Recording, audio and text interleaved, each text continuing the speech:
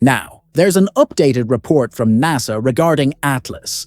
Now, last week, we told you that 3i Atlas was getting way brighter, way bluer as it got close to the sun. Well, now there is a new report from NASA. And this time, it isn't just a summary. We have genuine updates complete with new images, fresh instrument data, and a few surprises that modify our understanding of last month's observations.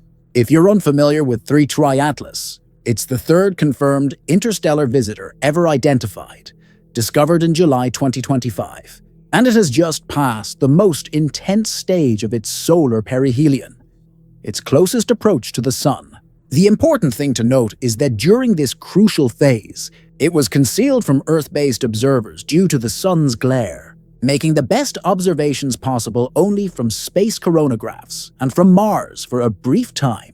Now that it has re-emerged, we finally have a clear view again, as well as measurements that clarify some of the oddities while keeping some mysteries alive. Let's quickly set the stage. In late October, 30s, Atlas skimmed past the Sun at a distance slightly greater than that of Earth. Observers armed with coronagraphs and long baseline scopes closely monitored the light curve and color indices. The primary questions were simple. Did it survive intact? How active was it? And was its movement solely due to gravity? Or did we detect a small, persistent additional force, akin to what we've observed in rare comets, and notably in Oumuamua's initial survival and appearance? Once Atlas emerged from behind the glare, early observations revealed a compact core resembling a star, surrounded by a faint halo consistent with a small coma, but without the dramatic downsun dust tail we had anticipated. Subsequent observations, under improved angles, began to showcase structure, unveiling a wider, hazy envelope, some indications of fine jets, and in certain analyses, subtle enhancements pointing toward the Sun that observers deemed an anti-tail geometry artifact rather than a genuine sunward tail. This distinction is crucial. Under specific alignments, dust in the orbital plane can appear as a sunward spike. It may seem paradoxical, but it's a recognized phenomenon. In the broader context, Atlas remains active, but that typical, sprawling, kilometer-wide dust streamer many had expected wasn't the headline in those initial reappearance images. Regarding brightness, the perihelion surge was steep and real. Typical comets brighten at a heliocentric distance, roughly to the power of 2 to 4 as activity increases. However, Atlas's apparent slope temporarily raced far steeper in late October. This doesn't mean the object defied physics. Rather, it indicates that the active area, distribution of grain sizes, and mix of volatiles ramped up quickly.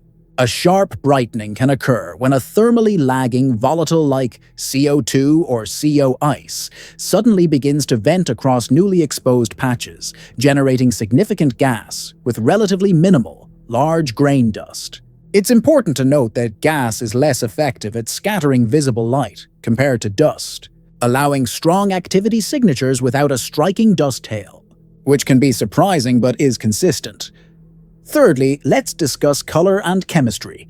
Various observers noted that the object appeared bluer than many dusty comets in visible light, with green-blue enhancements indicative of diatomic carbon, C2, and potentially CO+ emissions in strong solar UV light. Blue-leaning signatures do not necessitate high temperatures. They can emerge from specific ions and radicals in the coma, which aligns with earlier reports of heightened CO2 levels relative to H2O in Atlas's environment when it was still much farther out. An interstellar object can possess a distinct volatile budget, and if CO2 is the dominant contributor to early activity, this can result in behavior that doesn't resemble a water-dominated dirty snowball. Now, let's move to the segment that captured headlines: the motion. Following the perihelion tracking, ephemeris teams compared predicted gravitational paths with actual positions and observed a small, persistent deviation, a non-gravitational component that nudged the object slightly off a pure Keplerian trajectory. If you're familiar with comet dynamics, this narrative is not unfamiliar. Sustained outgassing behaves similarly to micro-thrusters, with direction and magnitude being significant. a radial component moving away from the Sun, combined with a smaller transverse component, is precisely what you would expect if a few active vents persistently push in a preferred orientation as the nucleus rotates. Though small, think of it as a cumulative deviation on the order of tens of thousands of kilometers over weeks across hundreds of millions of kilometers of travel. In precise navigation, this represents a substantial signal, and crucially, no exotic physics is necessary to achieve it. An isotropic gas flow at several hundred meters per second, sustained over days, can suffice. If gas jets are emanating while a substantial dust cloud forms, the initial gas dominates the reaction force, whereas dust influences its appearance. If Atlas is primarily shedding gas along with only fine, rapidly migrating grains, the coma stays compact, and the dust tail remains subdued, particularly under high phase angles and low contrast conditions. The species of gas matters too. Vigorous activity driven by CO2 and CO can occur with comparatively less large, slower dust that typically creates eye-catching tails, which is a known pattern observed in some comets with atypical volatile compositions. Combine variables such as geometry, exposure, sky brightness, and filtering, and you can certainly witness strong dynamics, accompanied by modest visuals. Recent imaging following re-emergence has started to reveal genuine structure. Stacked sequences in green filters optimized for C2 captured a broad, soft halo extending hundreds of thousands of kilometers, alongside multiple fine jets fanning from the core.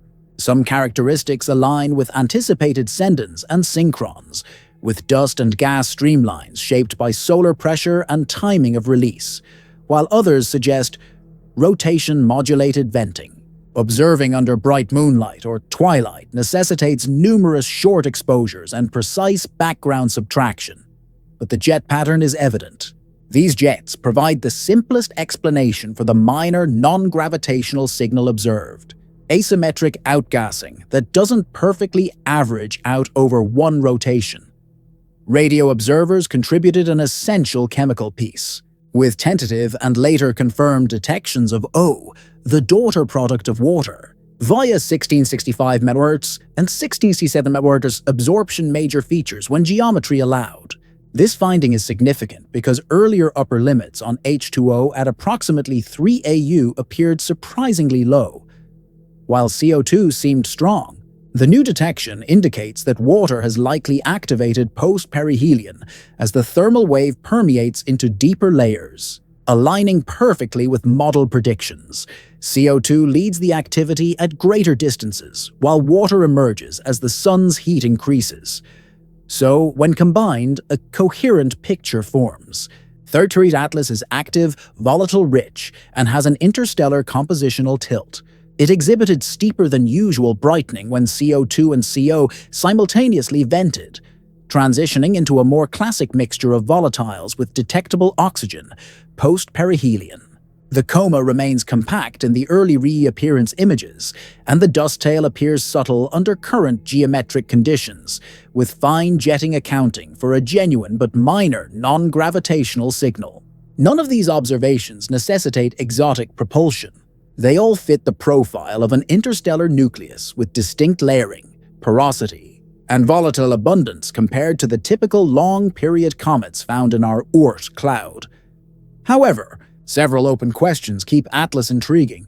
Why was the pre-perihelion color behavior so inconsistent, exhibiting greenish tones in some observations and distinctly blue in others?